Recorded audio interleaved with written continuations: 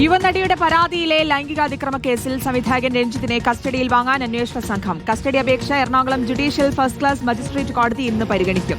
കാരവനിലെ തെളിവെടുപ്പും വിശദമായ ചോദ്യം ചെയ്യലിനുമായി 3 ദിവസത്തേക്ക് കസ്റ്റഡിയിൽ വേണമെന്നാണ് അന്വേഷണ സംഘത്തിന്റെ ആവശ്യം.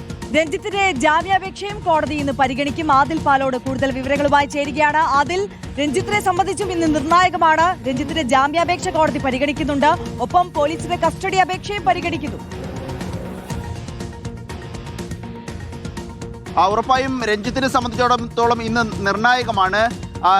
ജനുവരി 30 നടന്ന ലൈംഗികാതിക്രമം, അതിനുശേഷം യുവനടി നൽകുന്ന ഈ മാസം ആദ്യം നൽകുന്ന പരാതി, ആ പരാതിയിന്മേലാണ് വിശദമായ അന്വേഷണം നടത്തി രഞ്ജിത്തിനെ അറസ്റ്റ് ചെയ്യുന്ന നടപടിയിലേക്ക് പോകുന്നത്. രഞ്ജിത്തിനെ കസ്റ്റഡിയിൽ വാങ്ങുകയാണ് അന്വേഷണ സംഘത്തിന്റെ ലക്ഷ്യം. അതേസമയം ജാമ്യാപേക്ഷ കൂടി നൽകിയിരിക്കുന്നു കോടതിയിൽ എന്നതാണ് രഞ്ജിത്ത്. ആദ്യഘട്ടത്തിൽ നൽകിയ ജാമ്യാപേക്ഷയാണ്, പക്ഷേ അറസ്റ്റ് ചെയ്തതിനുടനെ മജിസ്ട്രേറ്റിന് മുന്നിൽ ഹാജരാക്കിയപ്പോൾ ജാമ്യം ലഭിച്ചിരുന്നില്ല. അതിനുശേഷമാണ് ജാമ്യാപേക്ഷ നൽകുന്നതും. കഴിഞ്ഞ 2 ദിവസങ്ങൾ പൊതു അവധിയായതിനാൽ ജയിലിൽ തുടരേണ്ടി വരുന്ന സാഹചര്യവും രഞ്ജിത്തിനുണ്ടായത്. ഇന്നിപ്പോൾ ജാമ്യാപേക്ഷ പരിഗണിക്കുമ്പോൾ രഞ്ജിത്തിന് ജാമ്യം ലഭിക്കുമോ, രഞ്ജിത്തിന് പുറത്തിറങ്ങാനാകുമോ എന്നുള്ളതാണ് ആകെ ഉറ്റുനോക്കുന്നത്.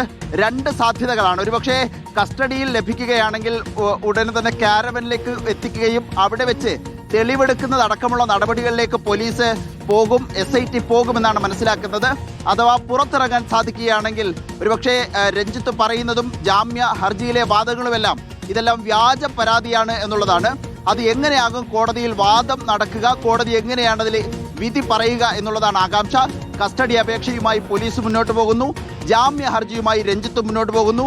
ജാമ്യം കിട്ടുമോ ഇല്ലയോ, ജയിലിൽ തുടരുമോ ഇല്ലയോ എന്ന കാര്യത്തിൽ ഇന്ന് വ്യക്തതയുണ്ടാകും. തീർച്ചയായും ആദിൽ പാലോടാണ് വിശദാംശങ്ങൾ നൽകിയത്. അതിൽ സൂചിപ്പിച്ചതുപോലെ തന്നെ ഒരു വശത്ത് രഞ്ജിത്തിന്റെ ജാമ്യാപേക്ഷ, മറുവശത്ത് പോലീസിന്റെ കസ്റ്റഡി അപേക്ഷ.